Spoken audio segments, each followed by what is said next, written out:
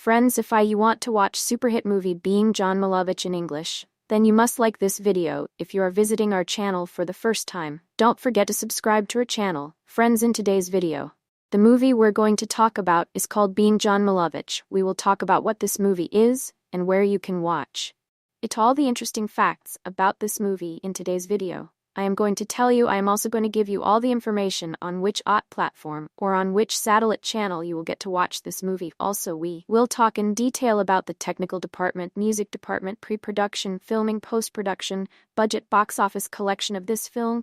We will also talk about the story of this film, and I will also give you a small review of the story of this film. Apart from this, we will discuss about the facts of this film, storyline, star casters' performance in the film, and which character has played which role. That's why I request you friends to watch this video till the end. So let's start the video. Being John Malkovich is a 1999 American surrealist fantasy comedy drama film directed by Jonze and written by Charlie Kaufman, both making their feature film debut. The film stars Cusack, Cameron Diaz, and Catherine Keener, with John Malkovich as a satirical version of himself. Cusack plays a puppeteer who finds a portal that leads into Malkovich's mind. Released by USA Films, the film received widespread acclaim with praise for its writing and direction, and grossed $23 million against a $13 million budget. The film was nominated in 3 categories at the 72nd Academy Awards: Best Director, Best Original Screenplay, and Best Supporting Actress for Keener. 5. The film ranked 441st on Empire magazine's 2008 list of the 500 greatest films of all time, while Malkovich's performance is ranked number 90 on Premiere's 100 greatest movie characters of all time. Plot: Craig Schwartz is an unemployed puppeteer in New York City, in a forlorn marriage with his pet-obsessed wife, Lot. He finds work as a file clerk for the eccentric Dr. Lester in the Merton Flemmer building, on a floor between the 7th and 8th, where the ceiling is very low. He develops an attraction to co-worker Maxine Lund, who does not return his affections. While filing, Craig accidentally discovers a small hidden door. He crawls through it into a tunnel and finds himself inside the mind of actor John Malkovich. After 15 minutes, Craig is ejected, landing on the side of the New Jersey Turnpike.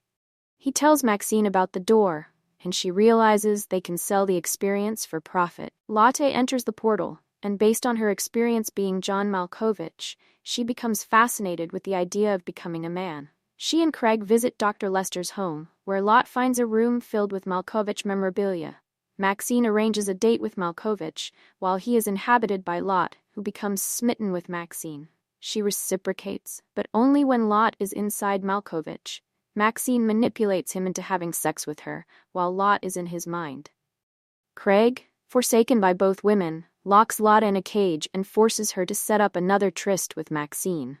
He inhabits Malkovich instead and discovers that his puppeteering skills allow him some control over Malkovich.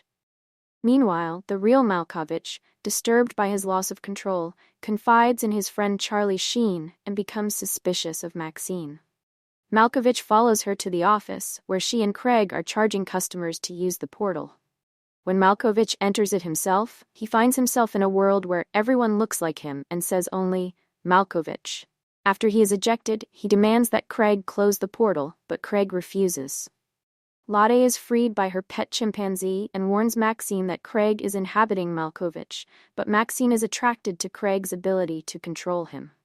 Lotte confronts Dr. Lester, who reveals that he is, in fact, Captain Merton, who, having discovered the portal to a vessel body in the late 1800s, erected the Merton Flemmer building to conceal it. He has obtained immortality by moving from one body to the next, which becomes ripe on the host's 44th birthday, allowing him to take possession. If he were to enter the portal past midnight on that day, he would instead be trapped in the next newborn vessel, helpless inside the new host's mind. This time, Lester has invited a group of friends to join him in occupying Malkovich once he turns 44. And Lotte warns them that Craig has taken control. Craig discovers he can occupy Malkovich indefinitely. Inhabiting him over the next 8 months, he makes Malkovich into a world-class puppeteer and marries Maxine. Later, Maxine discovers that she is pregnant. On Malkovich's 44th birthday, Lester and Lot kidnap Maxine. They call to demand that Craig leave Malkovich, threatening to kill Maxine, but he hangs up. In desperation, Lot decides to shoot Maxine, who escapes into the portal. Lotte pursues her through Malkovich's subconscious before they are both ejected. Maxine confesses that she kept her unborn child because it was conceived while Lotte was in Malkovich's mind, meaning that it is Lotte's child, too, and the women cement their love for each other. Craig, believing Maxine is still in danger, leaves Malkovich's mind, allowing Lester and his friends to enter. Discovering that Maxine has discarded him for Lot, Craig swears to re-enter the portal to take back Malkovich's mind. 7 years later, an older Malkovich, now inhabited by multiple people, tells Sheen about Lester and his friends' plan to extend their lives via the portal, which now leads to the mind of Maxine's daughter Emily. Craig, who entered the portal too late, is permanently trapped inside Emily, forced to watch Lotte and Maxine live happily together. Cast John Cusack as Craig Schwartz, Cameron Diaz as Lot Schwartz, Catherine Keener as Maxine Lund, John Malkovich as himself, and John Horatio Malkovich, Orson Bean as Dr. Lester, Mary Kay Place as Flores, Charlie Sheen as himself, W. Earl Brown as First J.M. Inc., Customer Carlos Jacot as Larry the Agent Byrne, Piven as Captain James Merton, Octavia L. Spencer as Woman in Elevator cameo appearances. Spike Jonze makes a cameo appearance as Derek Mantini's assistant. Mantini is billed in the story as the greatest puppeteer in the history of the world and arouses Craig's envy. Brad Pitt also has a brief cameo as a miffed star in the documentary on Malkovich's career, who seems to be on the verge of saying something before the shot ends. Sean Penn appears as himself, a fan of Malkovich's puppeteer work. Film director David Fincher makes an uncredited appearance as Christopher Bing in the American Arts and Culture pseudo-documentary on John Malkovich. Winona Ryder, Andy Dick, and the members of Hanson can be seen in the audience of a Malkovich puppet show. Production development. Kaufman's idea of Being John Malkovich originated simply as a story about a man who falls in love with someone who is not his wife. Gradually, he added further elements to the story, which he found entertaining, such as floor 7th half of the Merton Flemmer building. Among his first ideas, Malkovich was nowhere to be seen. He wrote the script on spec in 1994, and though it was widely read by production company and film studio executives, all turned it down. Hoping to find a producer, Kaufman sent the script to Francis Ford Coppola, who passed it on to his daughter's then-boyfriend Spike Jonze. Jonze first read the script in 1996 and had agreed to direct the film by 1997. Jonze took the script to Propaganda Films, which agreed to produce the film in partnership with production company Single Cell Pictures. Single Cell producers Michael Stipe and Sandy Stern pitched the film to numerous studios, including New Line Cinema, who dropped the project after chairman Robert Shea asked, "Why the fuck can't it be Being Tom Cruise?" Johns recalled that Malkovich asked the same question, and that Malkovich had felt that either the movie's a bomb and it's got not only my name above the title, but my name in the title, so I'm fucked that way, or it does well and I'm just forever associated with this character. Johns explained in the same interview that he had not realized how brave Malkovich's performance was. 14. With a budget of $10 million, 15, principal photography of Being John Malkovich began on July 20, 1998, and continued through August 12, 16. Filming took place primarily in Los Angeles. Specific locations included the University of Southern California campus and the observation bar on board the RMS Queen Mary. 17. The puppets were created by Camila Portuguese Robbins and Images in Motion. Philip Huber animated the puppets. 19. About Huber's puppetry, Jonze has said he was a full-time puppeteer and controlled his puppets with impressive means, such as using strings and no rods to control them, as well as swinging the puppets on high wires. Casting Diaz's makeup artist Gucci Westman described styling Diaz in the role as a challenge to make her look homely. The script included minimal physical descriptions of characters, and thus when Diaz took up the role, she did not know that people weren't going to recognize me. Cusack read the film's script after he had asked his agent to present him with the craziest, most unproducible script you can find. Impressed with the script, he asked his agent to follow its progress and book him an audition, which won him the role. Keener cited Being John Malkovich as an instance of her taking up a role based on the director's previous work. She had heard about Jonze's experience with music videos and took up the part of Maxine, although she initially disliked the character and did not feel that she was right for the part. She was subsequently nominated for an Oscar. Kaufman said that there was never another actor in Malkovich's place in the script. The screenplay was always Being John Malkovich, even before I had any expectation that John Malkovich would even read the script. He chose Malkovich because he believed there to be an enigmatic quality about him that works, though Malkovich was partly chosen because of the sound of his name in repetition. Kaufman explained that, when we were thinking of alternatives, we found that a lot of them weren't fun to say. Jonze's then father-in-law, Francis Ford Coppola, was able to contact Malkovich, and Jonze flew with producer Sandy Stern to Malkovich's home in France. Stern said that Malkovich was half intrigued and half horrified when he first read the script, but he eventually agreed to star in the film. Release, theatrical release, and box office. Being John Malkovich was given limited release in the United States theaters on October 22, 1999, and opened across 25 screens. On its opening weekend, the film grossed $137,731 across 25 screens, with a per-screen average of $25,495. It expanded to another 150 screens the following week, 28, bringing in $1.9 million, with a per-screen average of $10,857. In its third week, the film's release widened to 467 locations and grossed $2.4 million. Averaging a lower $5,041 per screen, with a cumulative gross of $6.1 million. It moved into a wide release the next week, expanding to 591 screens, and grossed $1.9 million with a 20% drop in ticket sales. Its fifth week brought in $2.2 million with a 17% increase in ticket sales, which dropped a further 33% the following week despite further expansion to 624 screens. It finished its theatrical run after 26 weeks with a total gross of $22,863,596. Polygram Filmed Entertainment was originally supposed to release this film outside the United States. However, as a result of Seagram acquiring Polygram's assets, its film division was folded into a new entity named Universal Pictures International, with all projects in different stages of development now transferred to that company. The film opened in the United Kingdom in March 2000, earning £296,282 in its debut week, and closing after 15 weeks with a total gross of $1,098,927.38.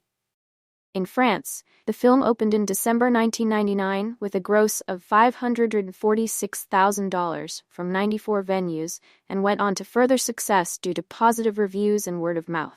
It grossed $205,100 from 109 screens on its opening weekend in Italy, and ticket sales dropped by 37% the following week, with a cumulative gross of $480,000 from 82 screens. Its German release brought in a total of $243,071. Being John Malkovich had a total foreign gross of $9,523,455, combined with its domestic gross, to give an international total of over $32 million. Home media. Being John Malkovich was initially released in 2000 on VHS, both as a regular edition and a limited edition collector's set, and on DVD, with special features including a theatrical trailer, TV spots, cast and crew biographies, the director's photo album, and featurettes on Floor 7.5 and puppeteering. A special edition DVD, released later the same year, included the aforementioned features, an interview with Jonze, and 2 behind-the-scenes featurettes. It was released on HD DVD in 2008. The Criterion Collection released a special edition of the film on Blu-ray and DVD in 2012. Reception. Critical response. On Rotten Tomatoes, the film holds an approval rating of 94% based on 136 reviews, with an average rating of 8.2/10. The site's critical consensus reads, "Smart, funny, and highly original, Being John Malkovich supports its wild premise with skillful direction and a stellar ensemble cast." On Metacritic, the film has a weighted average score of 90 out of 100, based on 36 critics' reviews, indicating universal acclaim. Roger Ebert awarded the film a full 4 stars, writing, "What an endlessly inventive movie this is. Charlie Kaufman, the writer of Being John Malkovich, supplies a dazzling stream of inventions, twists, and wicked paradoxes. And the director, Jonze, doesn't pounce on each one like fresh prey, but unveils it slyly, as if there's more where that came from. The movie has ideas enough for half a dozen films, but Jonze and his cast handle them so surely that we never feel hard-pressed. We're enchanted by one development after the next. He concluded, every once in a long, long while, a movie comes along that is unlike any other. A movie that creates a new world for us and uses it to produce wonderful things. Forrest Gump was a movie like that, and so in different ways were Maish, This Is Spinal Tap, After Hours, Babe, and There's Something About Mary. What do such films have in common? Nothing. That's the point. Each one stakes out a completely new place and colonizes it with limitless imagination. Either Being John Malkovich gets nominated for Best Picture, or the members of the Academy need portals into their brains. He later named it the best film of 1999. Peter Rainer, writing for New York, commented that dazzlingly singular movies aren't often this much fun. And Owen Gleiberman, writing for Entertainment Weekly, called it the most excitingly original movie of the year. What an endlessly inventive movie this is. Charlie Kaufman, the writer of Being John Malkovich, supplies a stream of dazzling inventions, twists, and wicked paradoxes. And the director, Jonze, doesn't pounce on each one like fresh prey, but unveils it slyly, as if there's more where that came from. Rare is the movie where the last half hour surprises you, just as much as the first, and in ways you're not expecting. The movie has ideas enough for half a dozen films, but Jonze and his cast handle them so surely that we never feel hard-pressed. We're enchanted by one development after the next. John Cusack stars as Craig, a street puppeteer. His puppets are dark and neurotic creatures, and the public doesn't much like them. Craig's wife, Lot, runs a pet store, and their home is overrun with animal boarders, most of them deeply disturbed. Lottie is played by Diaz, one of the best-looking women in movies, who here looks so dowdy we hardly recognize her. Diaz has fun with her talent by taking it incognito to strange places and making it work for a living. The puppeteer can't make ends meet in today's wintry job climate. He answers a help-wanted ad and finds himself on floor 7.5 of a building. This floor and how it looks and why it was built would be inspiration enough for an entire film or a Monty Python sketch. It makes everything that happens on it funny, in an additional way. On top of why it's funny in the first place. The film is so rich, however, that the floor is merely the backdrop for more astonishments. Craig meets a co-worker named Maxine, Catherine Keener, and lusts for her. She asks, "Are you married?" He says, "Yeah, but enough about me." They go out for a drink. He says, "I'm a puppeteer." She says, "Waiter? Check, please." Keener has this way of listening with her lips slightly parted, as if eager to interrupt by deconstructing what you just said and exposing you for the fool that you are. Behind a filing cabinet on the 7.5th floor, Craig finds a small doorway. He crawls through it and is whisked through some kind of temporal spatial portal, ending up inside the brain of the actor John Malkovich. Here he stays for exactly 15 minutes before falling from the sky next to the New Jersey Turnpike.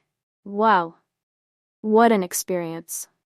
Maxine pressures him to turn it into a business, charging people to spend their 15 minutes inside Malkovich. The movie handles this not as a gimmick, but as the opportunity for material that is somehow funny and serious, sad and satirical, weird and touching, all at once. Malkovich himself is part of the magic. He is not playing himself here, but a version of his public image, distant, quiet, droll, as if musing about things that happened long ago and were only mildly interesting at the time. It took some courage for him to take this role, but it would have taken more courage to turn it down. It's a plum. Why are people so eager to enter his brain? For the novelty, above all. Spend a lifetime being yourself, and it would be worth money to spend 15 minutes being almost anybody else. At one point, there's a bit of a traffic jam. Lottie finds herself inside his mind while Maxine is seducing him.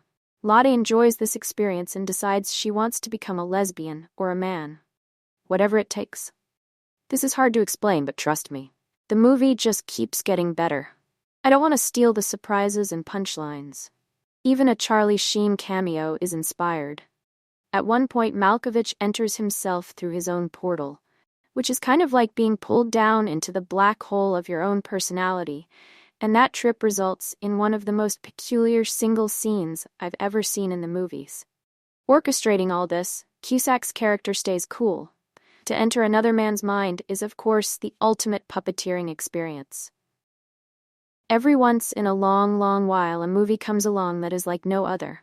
A movie that creates a new world for us and uses it to produce wonderful things. Forrest Gump was a movie like that, and so in their different ways were MASH, This Is Spinal Tap, 1985, After Hours, Babe, and There's Something About Mary. What do such films have in common? Nothing. That's the point. Each one stakes out a completely new place and colonizes it with limitless imagination. Either Being John Malkovich gets nominated for Best Picture, or the members of the Academy need portals into their brains. Being John Malkovich is an unforgettable journey, akin to nothing else you're likely to have ever seen. It has gone down in history as a cult classic and has arguably pushed John Malkovich out into the forefront of weird roles. It's a relatively simple concept, but one that is so far-fetched that it will probably hook you in and then leave you wondering what on earth you've just seen. You wake every single day of your life, and you hear your own subconscious, you move your own body, you view the world from your own perspective. This primarily is due to the fact that your mother and father came together and created you. We are all individuals, and there are billions of us, each unique in grandiose and equally minuscule ways. So what if I told you you could experience all that you know from the viewpoint of someone else? No way, I hear you exclaim. Not possible. But yes it is. For 15 minutes at a time. Okay, so I can choose anyone, you ask? Well, not exactly. Have you heard of John Malkovich? He's an excellent performer, and he was so good in that movie where he played a jewel thief. No freaking way, that was going to be my second choice. This is what sets Being John Malkovich apart from all the rest of the obscure and oddball cult classics out there. It's so unbelievable. It's almost believable. And at our very heart, we've all wondered what it would be like to be someone else, even if just for a day. It's a very real and very human thought, which is likely why the film has stood the test of time so well. Maybe that's why Get Out was such a success too? My main reason for rewatching wasn't because Being John Malkovich is one of my favorite films, or that I adore the story arc. There was one simple reason. I haven't seen adaptation. In my quest to watch every single Nick Cage film that has ever existed, I felt like I needed context beforehand. Not to get carried away on a tangent, but I don't think I've introduced my undying adoration for Cage to my blog yet. Just you wait, you're in for a treat. Anyway, Spike Jonze brings Charlie Kaufman's screenplay to life through a world of the obscure. From deranged puppeteers' chimpanzee PTSD-style flashbacks, the 7.5 floor that was designed specifically for those of smaller proportions, to a scene comprised of entirely John Malkovich that gave me the most confusing erection of my life. It's a whirlwind, and is completely hilarious in its examination of the human psyche and what it means to be yourself. Underneath all of the comedic and insane references are significant undertones that have a deeper meaning. Would you prefer to be someone else if it meant wealth and success? But in becoming that person, you lost more and more of who you truly were each day. With John Cusack, Catherine Keener, and Cameron Diaz as the supporting cast. Because I can't really claim that Craig is the lead when the film is called Being John Malkovich. All bring a variety of emotionally stunted characters to life. Perhaps the bleakest and most pitiful is that of Craig, Cusack, a puppeteer who falls hopelessly in love with a woman he works with. The kicker, so does his wife, and the woman he works with, she prefers his wife. Being John Malkovich truly is a film of mind-bending proportions. It's highly unlikely you'll ever see a film like this. The only one that springs to mind as being so out of left field is The Big Lebowski, which is a clear and defined cult comedy with an underbelly of social commentary. Right, I'm gonna watch adaptation. Sure, a review of that one will be up here next week. Who needs Avengers Endgame, huh? My rating. Malkovich. Seriously, John Malkovich hadn't played a jewel thief at the time of Being John Malkovich's release, but 4 years later, had starred in Johnny English as a French jewel thief. Being John Malkovich has always been an enigma to me. I was first made aware of the film when I was in high school and had just begun falling in love with movies, but admittedly, I didn't know much about it. I pretty much only knew it as that weird movie in which there are multiple John Malkoviches. I think I was vaguely aware that the film had been nominated for a few Oscars following its release in 1999, but I was never really sold on the idea of watching it. And yet, over the years, I was always acutely aware of the film's existence.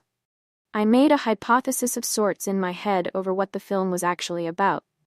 It was an oddball film that I hadn't seen, and it was fun to wonder what wild things might be hidden in its story.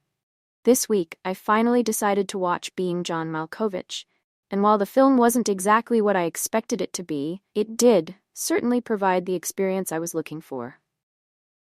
To put it plainly, Being John Malkovich is one of the wackiest movies I have ever seen.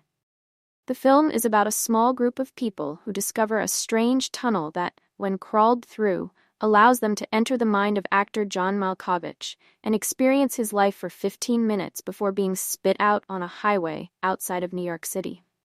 During their 15 minutes in Malkovich's head, people can quite literally experience the world from his perspective. They see through his eyes and feel the way he feels. They're metaphysically seated in his head, buckled up for a ride. The central characters of the film decide to take turns entering Malkovich's mind, but ultimately they become obsessed with his life and try to take it over. The story of Being John Malkovich is reminiscent of something you would expect to hear from some random stoned kid whom you don't know at a party. Man, imagine if you could see the world through John Malkovich's eyes and, control him like a puppet. It sounds super strange, and you would never expect to actually see it in action. And yet, this movie not only exists, but was nominated for several Oscars. I kind of loved and hated this movie, but I mostly loved it. I adored it for the pure absurdity of its concept and how its makers decided to execute that idea. All the characters in the movie are oddballs trying to find their way through life, and the way they ultimately settle upon a lifestyle is literally through John Malkovich. It's a wild ride, and as the film goes on, it manages to build some decent emotional drama into the situation. Being John Malkovich turns into a strange analysis of one's desire to be like someone else. The film is more than just Malkovich-inspired oddities. It actually has a very well thought out and delivered message about accepting who you are. On the other hand, I kind of hated the movie because it was so bizarre. There was something about the experience of watching Being John Malkovich that was maddening. I'm not entirely sure what it was, though. Maybe it was the occasionally awful dialogue. Maybe it was the odd lack of a narrative direction. Maybe it was just the inexplicable and perplexing atmosphere of the whole film. I genuinely don't know. In the most confusing of ways, the film simultaneously feels like the dumbest and most brilliant thing I've ever watched, and I don't think my brain knows what to do with that. Moving on to a more concrete observation, the cast of the film was fantastic. The main characters are portrayed by John Cusack, Cameron Diaz, and Catherine Keener. They all did fantastic jobs embracing the bizarre nature of the film, while still portraying their characters as genuine people. The real star of the show, though, is, unsurprisingly, John Malkovich, who plays himself. It is an absolute blast watching Malkovich in this film, purely because it's apparent how much fun he's having. He gets into all sorts of wacky situations, and he really just eats them up. Side note, I love thinking about the meeting in which Malkovich was pitched this movie. He's not a producer, writer, or anything similar for the film, so that means that somebody else came up with this idea and brought it to him. What was his reaction? What was that conversation like? The world needs to know. Being John Malkovich was basically a meme of a movie, except it came out well before memes as we know them even existed. In that sense, you could say this movie was way ahead of its time. I have absolutely no clue how I would give any sort of rating to this movie, but I certainly recommend watching it. I had an absolute blast watching the movie, and there were multiple times I found myself almost hysterical at the events unfolding. It's just a weird movie in almost every way I can think of. It almost feels like it shouldn't exist, but it does, and I'm glad it does. Directed by Spike Jonze, written by Charlie Kaufman. Produced by Michael Stipe, Sandy Stern, Steve Golin, Vincent Land, starring John Cusack, Cameron Diaz, Catherine Kenner, Orson Bean, Mary Capes, John Malkovich. Cinematography Lance accorded. Did by Eric Swan. Music by Carter. Production companies Gramercy Pictures, Propaganda Films, Single Cell Pictures. Distributed by USA Films, United States. Universal Pictures International. International release states September 2, 1999 in Venice, October 29, 1999 in United States. Running time 113 minutes. Country United States. Language English. Budget $13 million. Box office $23.1 million. So guys, this is their view of Being John Malkovich movie and some information about it. How do you like our today's video? Please let us know by commenting. And if I like this video, please like, share it, and don't forget to subscribe to our channel. Thanks for watching.